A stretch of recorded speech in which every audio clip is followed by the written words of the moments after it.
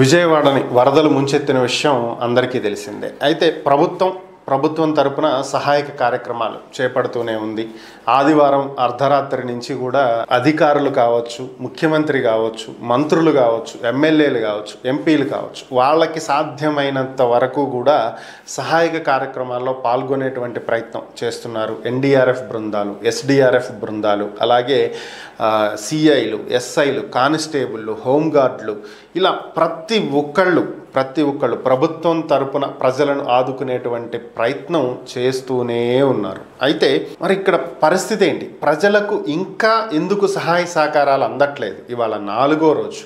ఈ రోజు కూడా ఎంతోమంది భోజనం చేసి 3 రోజులు అవుతుంది అని చెప్తున్నటువంటి పరిస్థితి, మంచినీళ్లు తాగి 2 రోజులు అవుతుందని చెప్తున్నటువంటి పరిస్థితి.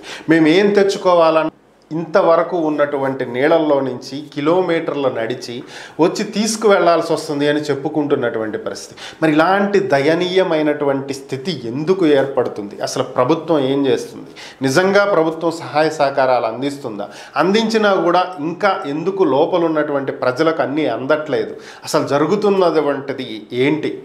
ఈ గ్రౌండ్ రిపోర్ట్ మనం ఇప్పుడు చూద్దాం. ఒకసారి ప్రజల మాటల్లోనే విందాం ఏం జరుగుతుంది అనేది. 1 కిలో 2 కిలోమీటర్ బయటకు వచ్చి ఏదైనా తీసుకెళ్తే తప్ప వాటర్ సందులో తగ్గినా కూడా ట్రాక్టర్లు అవైలబుల్ ఉన్నా ఎవరు కూడా వచ్చి ఇళ్ళ దగ్గరకు వచ్చి ఇచ్చిన వాళ్ళు లేరు. ట్రాక్టర్స్ అవైలబుల్ ఉన్నాయి, నీళ్లు తగ్గినాయి, ట్రాక్టర్స్ మీద కనీసం ఎవరు తీసుకొచ్చి ఇచ్చేవాళ్ళు లేరు.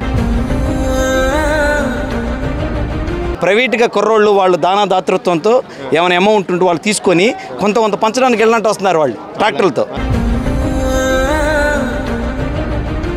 మరి వీళ్ళకేమయ్యే రోగం సార్? జనాలు చచ్చిపోతున్నారు సార్, మామూలుగా కాదు. నీళ్లు నడవలేక, మంచినీళ్ళు లేక, బాత్రూంలో అంటే నీళ్లు పోసుకుంటారు, స్నానానికి మంచినీళ్ళు ఎక్కడి నుంచి తీసుకొచ్చుకుంటారు సార్? 3 రోజులు బట్టి పడుతున్న బాధలు ఇవి. సరే, ఫస్ట్ రోజు ఎవరికి తెలియదు, సంథింగ్ కొంచెం లేట్ అవుతుంది.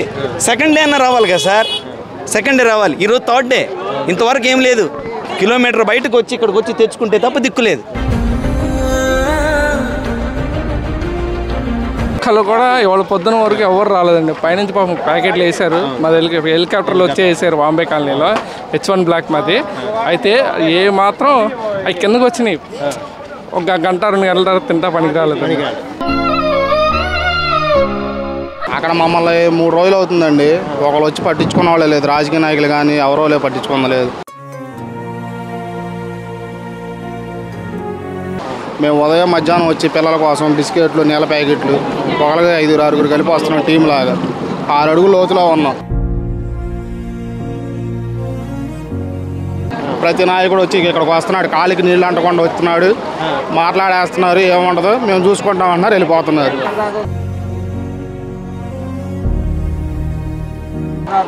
హెలికాప్టర్లు వస్తున్నాయి, పెద్ద పెద్ద అపార్ట్మెంట్ల మీద దింపుతున్నారు. ఆ బ్లాక్ వాళ్ళే వాళ్ళు తీసుకున్నారు తప్ప మిగిలిన ఉన్న జనాలు ఎవరిని పట్టించుకోవట్లేదు. పిల్లలు ఆడవాళ్ళు ఎలా వస్తారు లోటు అనేది, అలాంటి వాటికి కూడా కొంచెం లోన్కి వచ్చి ఇస్తే వాళ్ళు కొంచెం తిన్నట్టు ఉంటుంది. పోనీ అనౌన్స్మెంట్ ఏం చేయలేదు, కనీసం ఇదేం చేస్తే బాగుంటుంది కదా అని మా ఉద్దేశం.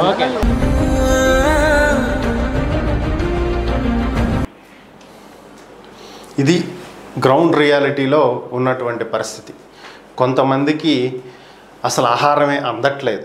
కిలోమీటర్ వరకు నడిచొచ్చి తాగడానికి నీళ్లు, ఆహారం అక్కడ ఇస్తున్న వాళ్ళ దగ్గర నుంచి తీసుకుని మోసుకుని వెళ్తున్నటువంటి పరిస్థితి. మరికొంతమందికి పెద్ద పెద్ద అపార్ట్మెంట్ల మీదే దించుతున్నటువంటి పరిస్థితి. హెలికాప్టర్ల ద్వారా ఆహారం అందిస్తున్నామని చెప్పి ప్రభుత్వం చెప్తుంది. ప్రభుత్వం అడిగిన వెంటనే కేంద్ర ప్రభుత్వం సైనిక హెలికాప్టర్లను పంపించడం జరిగింది, విమానాలను పంపించడం జరిగింది, 40 ఎన్డీఆర్ఎఫ్ బృందాలను పంపించడం జరిగింది, దానికి తగ్గట్టుగా బోట్లు పంపించడం జరిగింది. ఇన్ని చేసినా కూడా హెలికాప్టర్ల ద్వారా తాగునీరు, మందులు, ఆహారం, పాలు, మంచినీళ్లు అందిస్తున్నప్పటికీ కూడా ఇవి పెద్ద పెద్ద అపార్ట్మెంట్ల మీద దించుతున్నారే తప్ప కింద ఉన్నటువంటి ప్రజలకు ఇవి అందట్లేదు.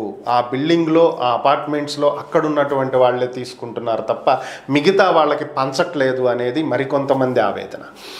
హెలికాప్టర్ల ద్వారా అందించారు, అది ఒక గంట తర్వాత తినడానికి పనికి రాకుండా పోయింది, పాడైపోయినాయి, అటువంటి ఆహార పదార్థాలు వచ్చినాయి అనేది మరికొంతమంది ఆవేదన. ఇక మరికొంతమంది అయితే వరదలు వస్తాయని ముందుగా అనౌన్స్ చేయలేదు, ఇక్కడ వరకు వచ్చి మేము తీసుకెళ్లాల్సి వస్తుంది, మేమైతే వస్తున్నాం, ఆడవాళ్ళు ఈ నీళ్ళల్లో ఇంత దూరం రాలేరు కదా, ఇంకొంచెం ఇక్కడ దాకా వచ్చిన వాళ్ళు ఇంకొంచెం లోపలికి వచ్చి మాకు అందిస్తే బాగుంటుంది కదా అనేది మరికొంతమంది ఆవేదన.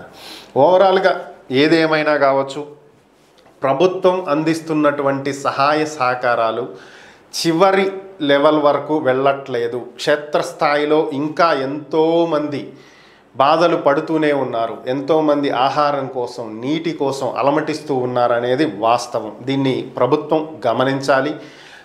ముఖ్యమంత్రి చంద్రబాబు నాయుడు అధికారులకు పదే పదే చెప్తున్నప్పటికీ కూడా ఇంకా ఇవి అమల్లోకి రాకపోవటం అనేది నిజంగా దురదృష్టకరం. ఇది అధికారుల అలసత్వం అనుకోవాలో, నాయకులు పట్టించుకోనటువంటి పర్యవేక్షణ లోపం అనుకోవాలో, ఏదైనా కావచ్చు.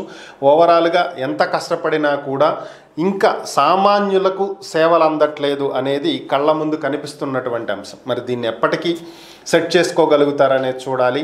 ఇప్పటికే వరదలు వచ్చి ఇది 4వ రోజు, మరొకసారి వచ్చేటువంటి అవకాశం ఉందని చెప్పి వాతావరణ శాఖ హెచ్చరిస్తుంది. ఈ వచ్చే 2-3 రోజుల్లో భారీ వర్షాలు, తుఫాను వచ్చేటువంటి అవకాశం ఉందని, ఎగువ ప్రాంతాల నుంచి వరద వస్తుందని, మరొకసారి భారీ వర్షాలు, వరదలు చూడబోతున్నారనేది వాతావరణ శాఖ హెచ్చరికలు. సో ఇప్పటికైనా ప్రభుత్వం సరైనటువంటి చర్యలు, దిద్దుబాటు చర్యలు చేపట్టి అధికారులు అలసత్వాన్ని వదిలి అవసరమైతే నీళ్లలో, బురదలో దిగైనా సరే నిజంగా అవసరం ఉన్నటువంటి వారికి వీటిని అందిస్తేనే, ఆహారం, మంచినీళ్లు అందిస్తేనే వారు నిజంగా ఈ సేవలను అందుకోగలుగుతారు. లేదంటే ఎన్నాళ్ళున్నా ఎంత చేసినా సరే ఇక జరిగేది కాదు, వారికి అందేది కాదు. 100కి 100 మందిని ఎవరు సాటిస్ఫై చేయలేరు, కానీ అవసరం ఉన్న వాళ్ళకి అందించలేనప్పుడు మనం ఎంత చేసినా ఉపయోగం లేదు. దీన్ని ప్రభుత్వం గుర్తించాలి.